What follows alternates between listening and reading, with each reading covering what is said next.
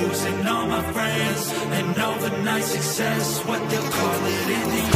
I got this hunger inside of me, violently scratching and clawing. The scars multiplying, I need something more in this life. It ain't finding me, fuck it, I'm done being silent. You see, I need purpose, a reason to think that it's all fucking worth it. A reason to wake up and live in this circus. A reason to fight all my visceral urges. Growing up, never felt like I fit in. I still don't, but it's better when I get wins. On stage, looking out at my best friends. We gon' get real loud till the night ends. I get pissed that I still don't have a top 10. It's a fucking boys club at the top then. Like a bracket haze just to get in. I ain't doing that shit, I don't pretend. Yeah, I wanna be the best. Always had a drive that I had to beat the rest. Yeah, put me in the game when there's only seconds left. When the game's on the line, yeah, you see me at my best. I can feel it in my heart when it's beating at my chest. That's when I lock in, getting better every breath. That's when I'm all in, I can handle any threat. I ain't never second guess, I know I could be the best. Let me tell you what I know about life. Yeah, the more that you push and the more that you fight.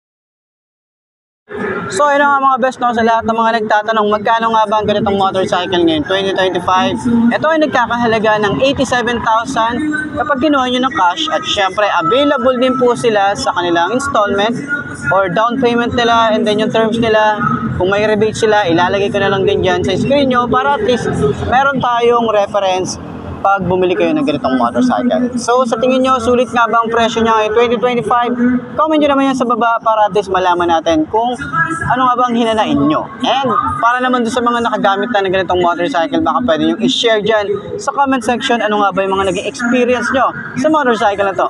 Ayos na ayos yan, di ba? So yun nga mga best, no, sa lahat ng mga nagtatanong magkano nga ba ang ganitong motorcycle, ito ay nagkakahalaga ng 114,000 kapag kinuha nyo ng cash, at syempre available din sila sa installment. Ilalagay ko sa screen nyo para at least meron tayong reference. So sa tingin nyo, sulit nga bang presyo niya? Comment nyo naman yan. Para sa lahat ng mga gustong kumuha ng ganitong motorcycle, pwede nyo akong kontakin or message nyo ako sa aking Facebook page na iMarkMoto 2.0 para at least ma-assist ko kayo. At sa mga nakagamit na ng ganitong motorcycle, baka pwede nyo i-share dyan sa comment section. Ano nga ba yung mga naging experience nyo sa motorcycle na to? Ayos na ayos yan, di ba?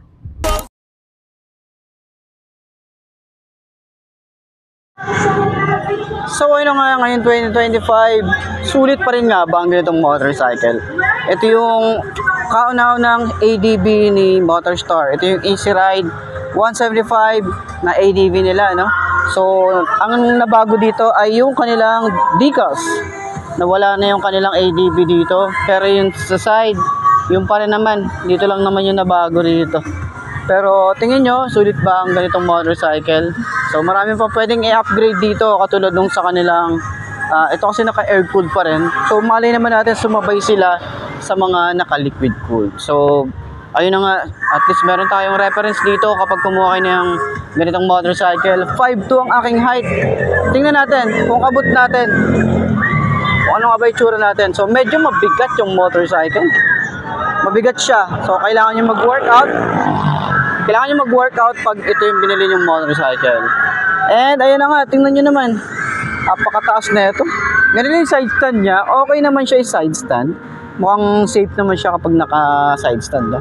Pero sobrang tingkayad talaga ako dito. Kagandahan naman dito sa may side, ito is hindi siya masyadong bukaka. So meron siyang pa-curve na ganyan. So siguro para na rin sa mga kagaya kong rider na medyo bitin. Ayan. So kapag naitayo naman natin siya, okay naman eh. Okay naman na siya. Maitatayo natin siya.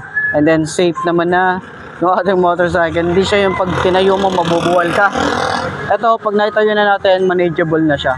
So medyo hindi lang talaga natin abot. Alam niyo naman yan. Pero magaan na siya. So pag kanyang shock dito, ganyan ang itsura. Napapansin ko lang dito medyo parang may tumutunog. So turning radius niya sobrang lawak din yan. Ayan, sobrang lawak din. Shock sa harap. Maganda yung shock sa harap, pero medyo may naririnig lang akong parang tok tok tok, mga ganun. So sa likod, okay din, no? Ayan. Siguro may adjust lang dito sa ano. May napapansin ako eh. So, ayan, sa upuan, maganda yung upuan niya. Siguro ganito yung tsura natin kapag nagra-ride. So, Meron tayong cruiser position, standard position, so pwede pa rin tayo mapakdip sa dulo. Pag medyo nangangawit tayo. Diba? Ganyan ang itsura natin. Okay, so sa tingin nyo, sulit nga ba ang forma pa rin ito ngayong 2025? Yung specs niya, sulit pa rin nga ba? So, yung presyo, sulit pa rin nga ba? Comment nyo naman yun sa baba.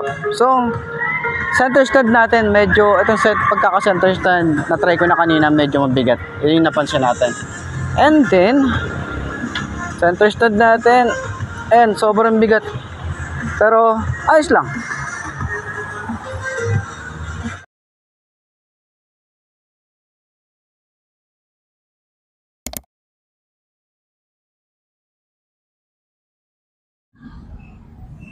So, yun ang mga best na ngayong 2025. Meron silang version na nilabas itong KVB 150 at matagal na nating hinihintay din to.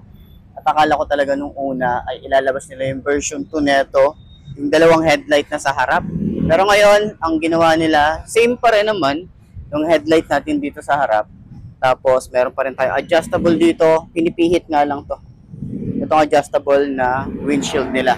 Pero maporma yung kanyang headlight. Yung decals, isa sa mga nagustuhan natin, kulay green. Tapos meron silang kulay blue and kulay white na variant. Ayan, yung combination nila, yung colorway nila, ang ganda. Ang sporty looking. Tapos meron tayong parang letter Y dito sa harap. Yung talaga yung napaangas dito. Tapos yung decals niya, isa sa mga nagustuhan talaga natin na mga ano dito, no, mga upgrade para dito sa may KPV. Okay? So ang ganda ng itsura niya. So, kita nyo naman, naka-disc brake pa rin tayo dito sa harap. At dito naman din sa likod, ay naka-disc brake din tayo. So, ano nga ba yung mga pwede natin ano pa natin dito is suggest natin kay Skygo, no, kapag upgrade na ito. So, meron nga rin pala to na disuse at keyless. Ayan. So, yun nga, sa upuan naman niya, naka-hydraulic seat na rin yan, pero hindi siya yung, hindi siya yung parang may spring, pero pwede nyo pa rin siya extend, pero nakaganyan siya. Ayan, para at least hindi tayo mahirapan kapag kukuha tayo ng gamit dito. So, napansin ko lang dito, medyo lumiit yung kanyang size dito, ng kanyang compartment, no? So, ayan. Upuan na natin para at least dun sa mga kukuha ng ganitong motorcycle, meron tayong reference. Medyo napansin ko dito, parang bumigat siya. Parang bigat ng motorcycle na to. Parang medyo naging yung weight niya parang tumaas. Di lang ako sure kasi medyo matagal na rin tayo na hindi natin na-vlog yung KTB 150. Ngayon na lang talagang 2025 lumabas ulit. Okay, pero ang ganda ng upgrade para dito. So, 5'2" ang ating height. Ayan. Pwede na to para sa height natin. Extension din tayo ng paa dito. Ganyan ang itsura. Tapos yung regular na pagtapak natin dito, no, or ganyan yung position natin dito. Naka-upright position naman tayo rito. Okay? So, ganyan ang itsura. Okay? Legroom natin dito, malawak pa. Tapos pwede tayo maglagay din dito ng gamit natin or bag natin kapag babiyahe tayo. Ayan. So, sa kanyang shock, medyo natitigasan ako sa shock niya. Pero, yung play kasi nung shock niya, hindi siya yung agad-agad bumabalik.